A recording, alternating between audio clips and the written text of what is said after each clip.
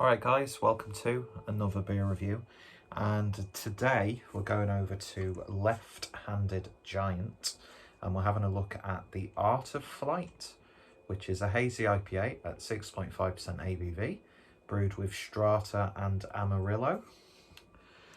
And once again, as per usual, James Yo's artwork. I don't know if I'm pronouncing his name correct. If not, I do apologise. But the artwork is just absolutely splendid. Just love his use of colours. I like the imagery. I like that sort of character that he has in a lot of his works. I don't know, it's just really visually satisfying. So, this will be the first of a few Left-Handed Giant beers that I'll be reviewing. Not that that makes any difference because they're always staggered anyway. But I had a little bit of a cheeky order, picked up 8 cans. Because I've not had anything from Left-Handed Giant for quite a while, to be honest. And I've just realised this is going to be really grainy and low res because of the terrible lighting or lack thereof. But yeah, I've not had anything from Left-Handed Giant for quite a while, so I thought, you know what, pick myself up some beers. Good threshold for free delivery, so I thought, why not? And while I was there, I bought myself a cheeky little pin for the collection of pin badges that I very seldom wear.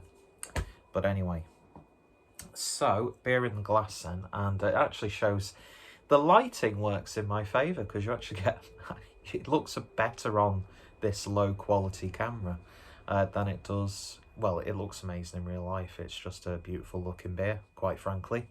One finger's worth for a white soapy head. Lovely sort of orangey, ever so slight amberish hue to it. Cloudy as you like. Hazy, turbid, murky. Insert adjective there. That is an adjective, isn't it? Can't remember. 32 years old and I'm forgetting very basic English. Anyway, looks awesome. At this point, I haven't had a really hoppy IPA or pale ale for quite a while. So, because before I get into this, I do tend to experience sort of like, what's the right word? Hop burnout. Especially, I'll tell you what, it smells wonderful, by the way. I do tend to get hop burnout when I'm drinking IPA after pale after, do you know what I mean? Even though it's probably the most common beer style aside from lagers that I purchase. And as I'm recording this, I'm eagerly awaiting an Overtone order, which also consists of IPAs and pale ales. But it's just nice every now and then just to take a step back, try things. I mean, I like to try as many different styles as I possibly can, obviously. But yeah, it's just nice to take a break. And yeah, I don't know what to say. My mind's gone blank. Anyway, looks good, smells good. Let's give it a sniff. Oh, yeah. A little bit of citrus coming through. Almost like a bit of lemon and lime.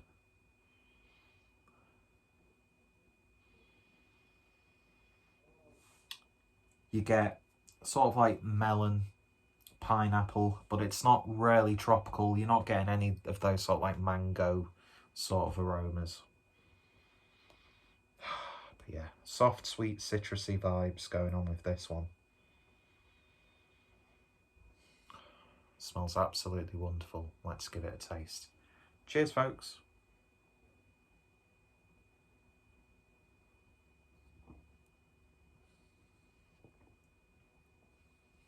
Ooh. Little bit of a tang on the final, coming towards the final third of the beer drinking experience.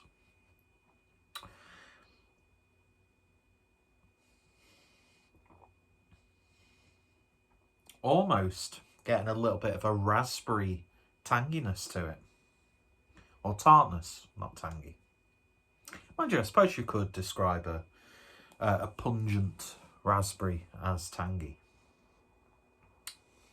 Speaking of which, and it's probably me just telling myself this, reminds me of Haribo Tang Fastics, or like a jelly sweet that's got a little bit of like tangy, tingly sugar on it.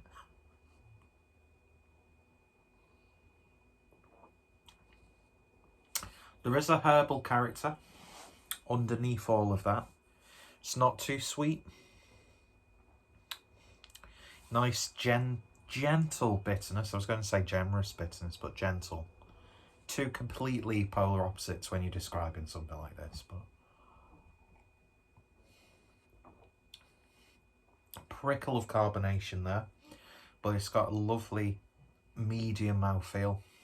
It's not going to be the boldest IPA that you'll try, but at the same time, a lovely satisfying body to it. Let's pour all of that goodness in there.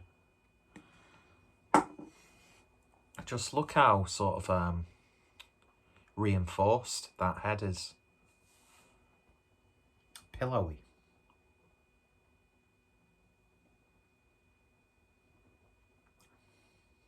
Oh yeah. The bitterness you get from the head, obviously because it's a little bit more, it's not going away at all, is it? It mixes really nicely with the actual beer that lies underneath.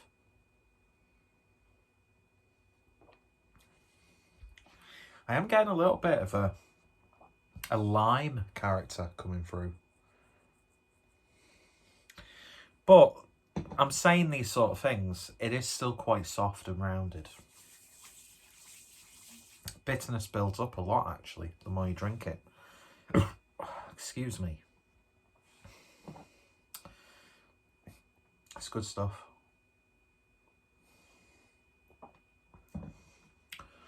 It's not blowing me away. That being said, after not really having anything too hoppy the past few weeks, it's a welcome change of pace. I'm sure there'll be beers from this order that I'll probably enjoy a bit more than this, and there'll probably be beers that I might not enjoy as much as this. But one thing for certain is it's not a boring IPA, which I find is worse. When you get a boring beer that's just dull, there's nothing worse, especially if you do sort of like beer reviews. I'm not saying I want every beer to be like outstanding or absolutely awful. I mean, I had some really awful beers within the last few days. I'm not going to tell you who they were from because I'm not a dirty dog.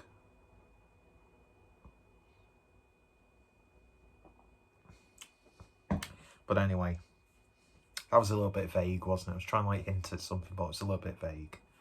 Just think of breweries with dog in the name. Anyway, I'm not here to throw shade on other breweries when I'm drinking somebody else's beer. That's not my style.